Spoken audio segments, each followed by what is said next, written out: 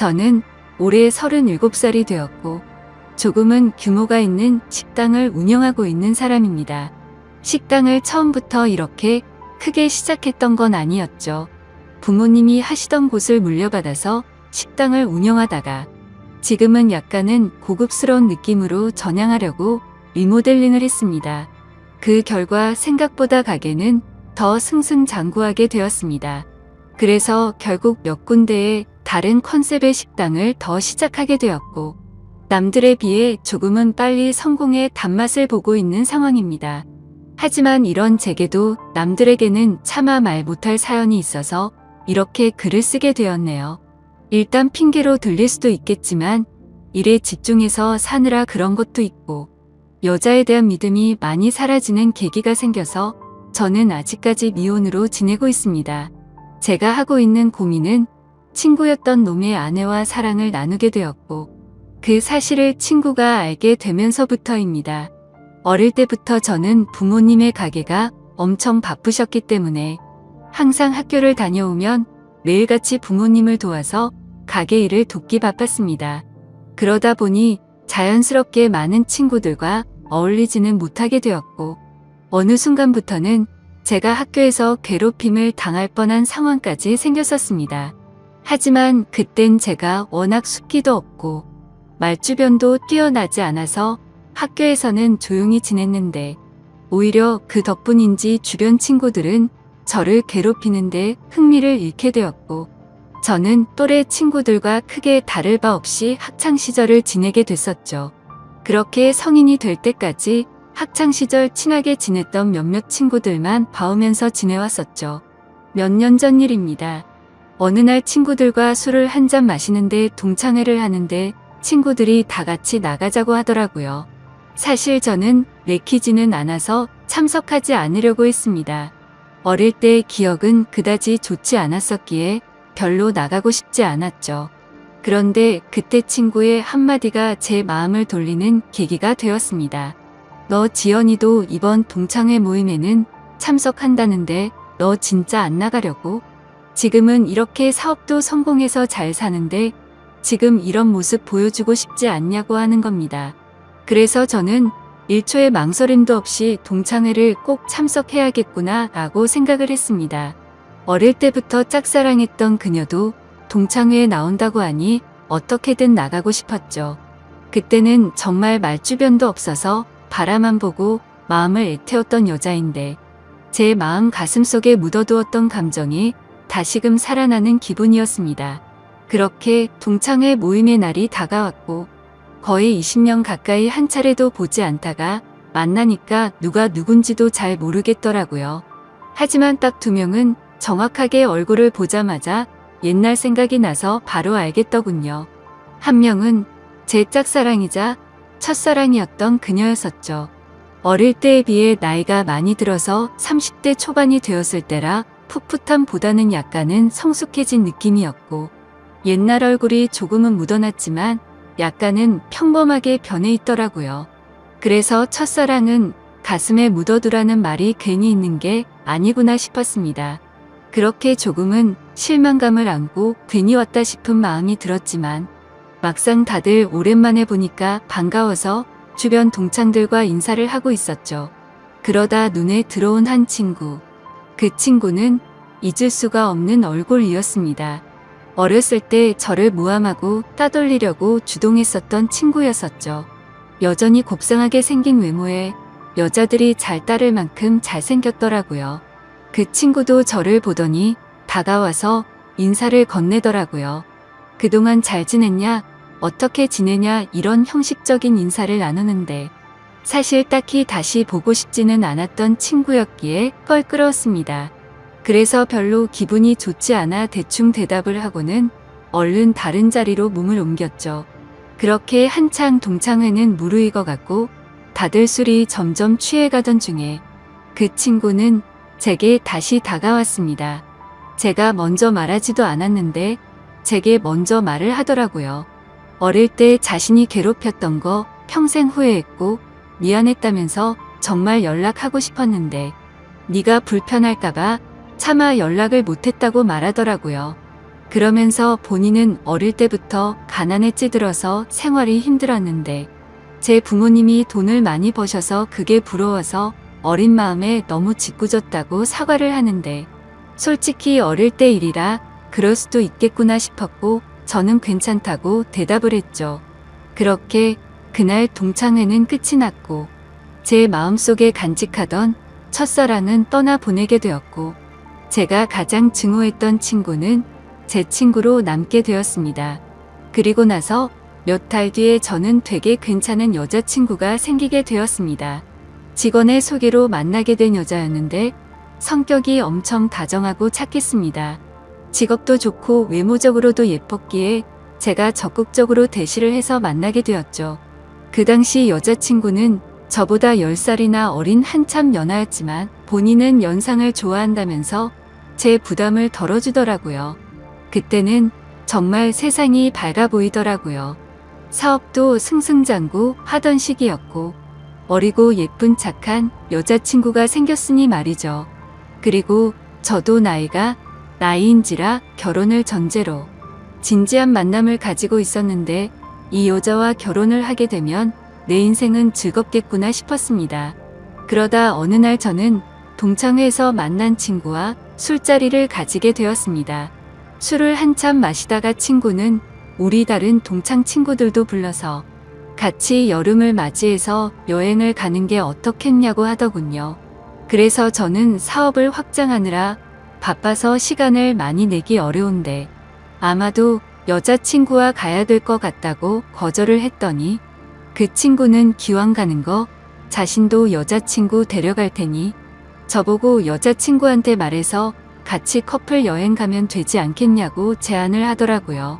그래서 저는 그런 경험도 별로 나쁘진 않을 것 같다라는 생각이 들었고 결국 4명의 남녀 커플들이 모여서 여행을 가게 되었습니다. 그런데 그 여행은 절대 가지 말았어야 할 참으로 비극적인 여행이 되었죠.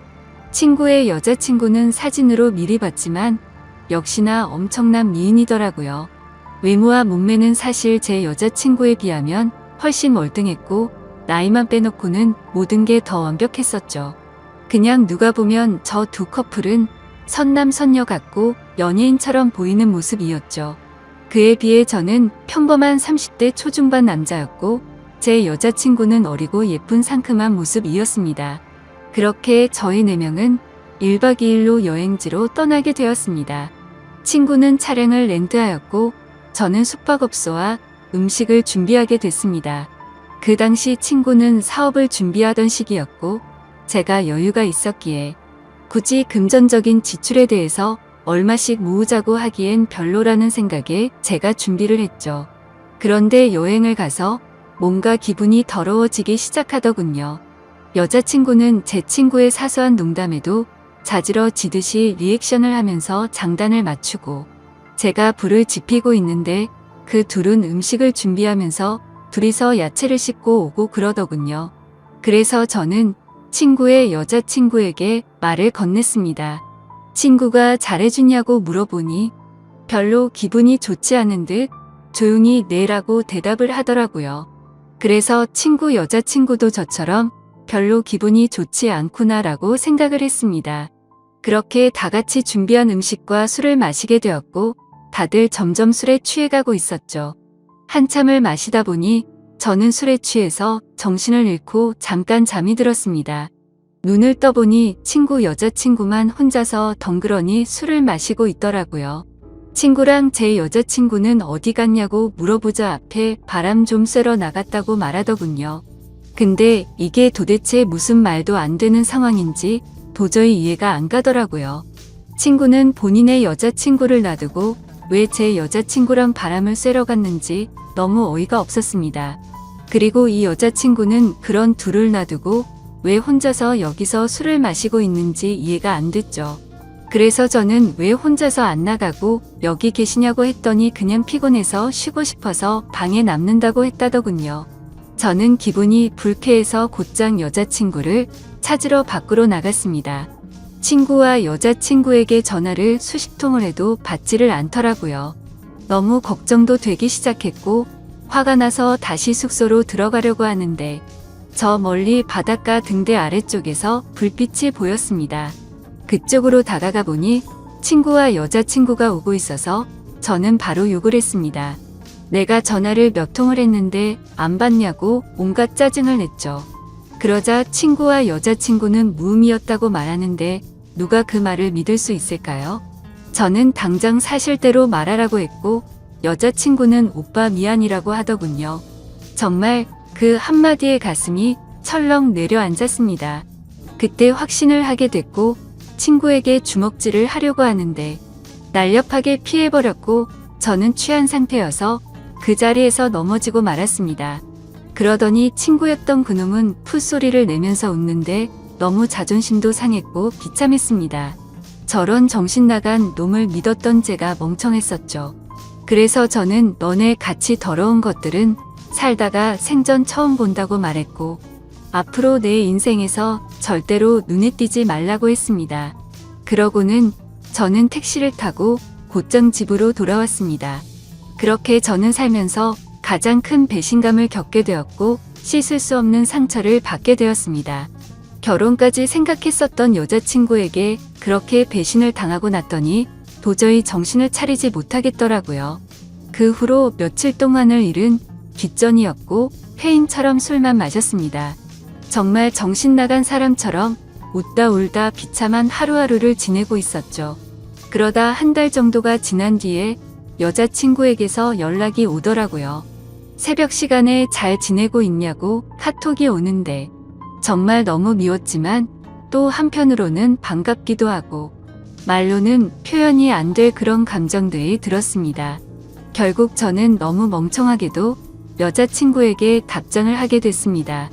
네가 무슨 낯짝으로 감히 지금 나한테 연락을 하냐고 했죠. 그러자 그때 얘기를 하는데 자신도 술에 취해서 정신을 잃고 당했다고 하더라고요.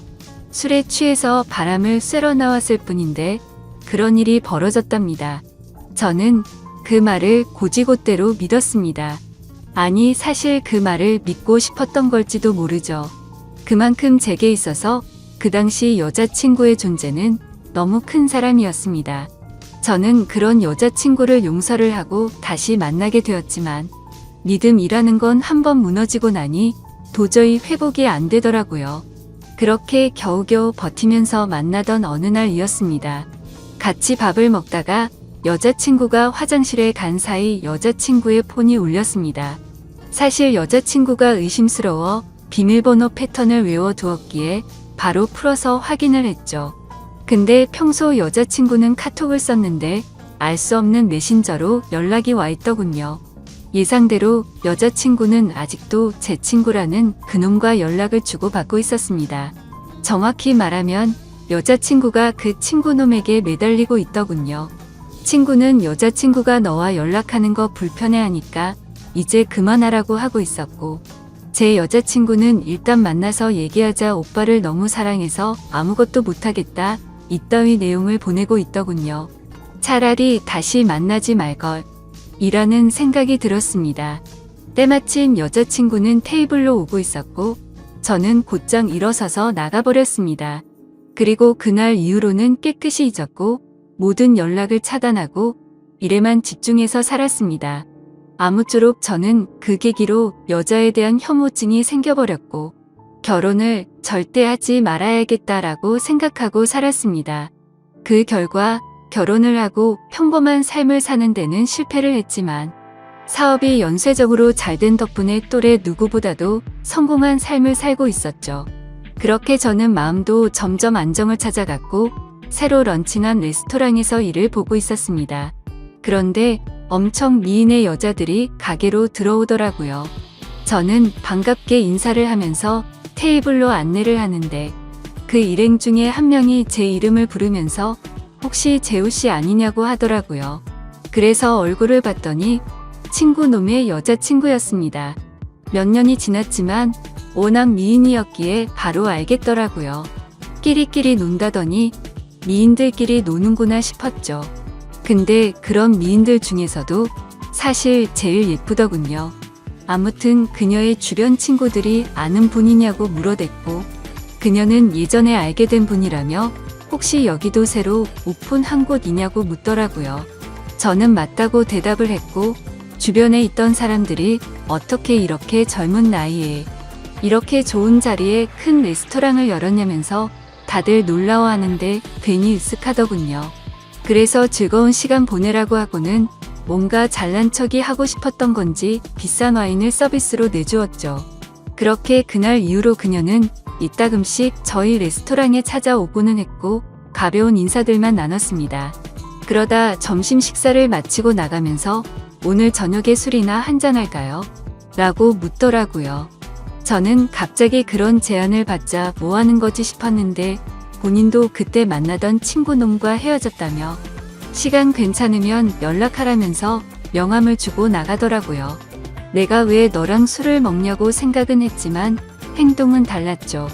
연예인보다 더 예쁜 미인이 술을 먹자고 하는데 라는 생각도 들었고 사실 그 친구놈이랑 그 사건이 있고 나서 어떻게 됐는지도 궁금하더라고요. 그래서 그날 저녁 근사한 곳에 약속 장소를 잡고 저는 신나는 기분으로 나갔습니다. 그녀는 점심때와는 다른 여성스러운 복장으로 제가 있는 곳으로 다가오는데 진짜 선녀 같다랄까. 후광이 비치는 게 이런 거구나 싶었습니다. 넋을 놓고 있다가 저희는 그렇게 식사를 하면서 술을 마시기 시작했죠. 그래서 저는 머쓱하게 그동안 잘 지내셨냐고 물었고 그녀는 종종 보시면서 처음 물어보시네요. 라면서 웃는데 솔직히 그 미소에 가슴이 두근거릴 정도였습니다. 예전에 여행 갔을 때도 이렇게 예뻤었나 싶었는데 생각해보니 그때는 웃지도 않고 기분이 안 좋아 보였었죠.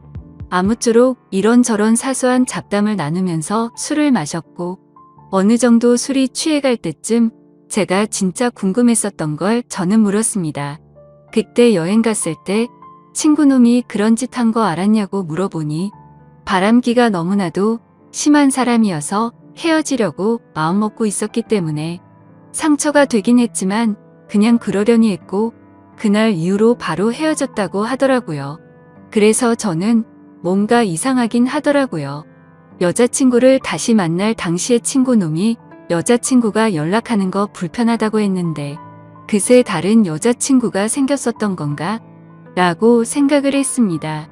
어차피 그런 건 중요한 건 아니었고 서로가 그때 일을 꺼내봤자 기분이 좋지 않아서 넘어갔죠. 그렇게 그녀와 술을 마시고 저희는 훨씬 더 가까워졌고 몇 번을 더 만나다 보니 저는 그녀 덕분에 점점 제 아픔이 치유가 되는 기분이었습니다. 그녀도 처음보다 훨씬 더 미소가 많아졌고 서로가 행복한 날들을 보내고 있었습니다. 결국 저는 그동안의 상처를 지우기로 하고 큰 용기를 내서 고백을 했습니다. 그러자 그녀는 많이 당황을 했고 제 예상과는 달리 거절을 했습니다. 정말 마음이 아팠죠. 얼마나 큰 용기를 낸 건데 행복해 보였던 그녀가 거절을 할 거라고는 생각을 못했습니다. 그날부터는 또다시 저는 암울한 하루하루가 시작되었습니다. 출근을 해서도 가식적인 미소로 손님들을 상대할 뿐 또다시 큰 상처가 저를 마구 쑤셔댔죠. 그렇게 며칠이 지나가던 날 그녀에게서 전화가 왔습니다. 지금 술이 너무 취해서 그런데 데리러 와줄 수 있겠냐고 하더라고요. 저는 너무 설레는 마음으로 미친 듯이 그녀가 있는 곳으로 달려갔습니다. 그렇게 집으로 데려다 주려고 하는데 한 잔만 더 마시자고 하더군요. 그래서 다른 술집으로 자리를 옮겼고 저는 너무 설레는 마음을 진정시키고 싶어서 술을 엄청 빨리 마시게 되었죠. 그렇게 서로가 술을 마시다 갑자기 대뜸 그녀가 울더라고요. 저는 제가 술에 취해서 알딸딸한 상태였기에 꿈을 꾸는 건가 싶고 너무 당황했습니다. 아니, 고백을 거절당한 건 저인데 왜 우세요라고 하니까 대답을 하지 않고 울기만 하더라고요. 그래서 그냥 실컷 울라고 내버려뒀죠. 한참을 울다가 그녀는 입을 열었습니다. 솔직하게 고백하고 싶은 게 있다고 했습니다. 친구놈과는 사실 헤어진 게 아니고 결혼을 했고 지금도 같이 살고 있다고 하더라고요. 이게 무슨 소리인가 싶어서 벙쪄서 듣고 있는데 말을 이어나가더군요. 사실 제게 의도적으로 접근을 했었다고 합니다. 본인의 의지는 아니었고 남편이라는 친구놈이 사업이 망하게 되면서 제게 돈을 뜯어내자고 접근해보라고 시켰답니다. 그때는 그녀도 도저히 그딴 짓을 할 수가 없어서 절대 못한다고 버텼지만